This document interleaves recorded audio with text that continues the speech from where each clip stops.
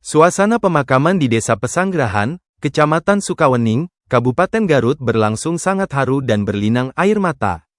Momen haru itu terjadi saat Zio, putra sematawayang almarhum Deden Maulana, mengumandangkan azan di liang kubur sang ayah yang gugur dalam kecelakaan pesawat ATR-42-500 di Gunung Bulu Saraung, Sulawesi Selatan. Ketegaran bocah kelas 6 SD tersebut runtuh saat mengumandangkan azan terakhir untuk sang ayah tercinta. Zio tak kuasa menahan tangisnya di tengah-tengah kumandang azan. Ia pun sesekali mengusap air matanya yang jatuh di samping makam sang ayah. Meski berat bagi Zio untuk mengumandangkan azan di depan jasad ayahnya yang sudah berada di dalam liang kubur, namun ia berhasil menyelesaikannya. Zio pun dikuatkan oleh beberapa pria yang ada di dekatnya. Almarhum Deden Maulana merupakan pegawai Direktorat Jenderal Pengawasan Sumber Daya Kelautan dan Perikanan, PSDKP, Kementerian Kelautan dan Perikanan, KKP. Ia menjadi salah satu korban dari jatuhnya pesawat rute Yogyakarta-Makassar yang menghantam lereng pegunungan pada Sabtu, tanggal 17 Januari tahun 2026, lalu.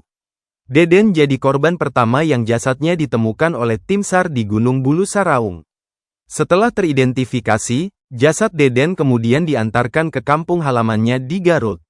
Sebelumnya, jasad Deden juga disemayamkan terlebih dahulu di Aula Politeknik Ahli Usaha Perikanan, AUP, Pasar Minggu, Jakarta Selatan, Kamis, tanggal 22 Januari tahun 2026, pagi.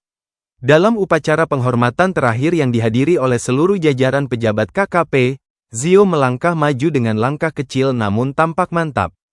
Di hadapan peti jenazah yang dibalut bendera merah putih, ia duduk dan mulai melantunkan surat Al-Insyirah. Suara jernih Zio saat membacakan ayat-ayat tentang kelapangan dada dan kemudahan di balik kesulitan seakan menyayat hati siapapun yang mendengar. Banyak pelayat, termasuk rekan-rekan kerja almarhum yang mengenakan seragam loreng KKP, tak kuasa menahan isak tangis. Selama prosesi berlangsung, Zio duduk tenang di barisan protokoler. Namun, pemandangan memilukan terjadi ketika upacara resmi dinyatakan selesai. Zio yang semula tampak sangat kuat, langsung menghambur ke pelukan ibunya, Ferawati. Tangis bocah itu pecah seketika di pelukan sang ibu, sebuah momen yang menggambarkan betapa beratnya beban kehilangan yang ia rasakan. Tak hanya membaca Al-Quran di depan jasad sang ayah, Zio bahkan mengumandangkan azan di makam Deden. Didampingi keluarganya, Zio tampak tegar melantunkan azan sambil melihat jasad sang ayah yang terbujur kaku di liang lahat. Namun saat takbir kedua, ia mulai terisak dan suaranya semakin berat. Setelah mengusap air mata di pelupuk matanya, Zio kembali berusaha tegar. Dengan mik di tangannya, ia melanjutkan azan meski suaranya kembali berat. Zio pun akhirnya mengumandangkan azan sambil terus menangis. Napasnya terdengar berat di pengeras suara. Meski begitu, ia terus melanjutkan azan hingga selesai meski dadanya penuh sesak. Momen itu pun membuat para pelayat ikut terharu bahkan menangis. Beberapa anggota TNI yang ada di belakang Zio pun terlihat tak kuasa menahan haru.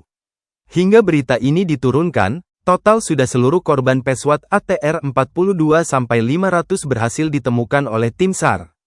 8 korban yang baru ditemukan pun kini sedang dalam proses evakuasi untuk dibawa ke puncak gunung lalu dibawa ke RS Bayangkara.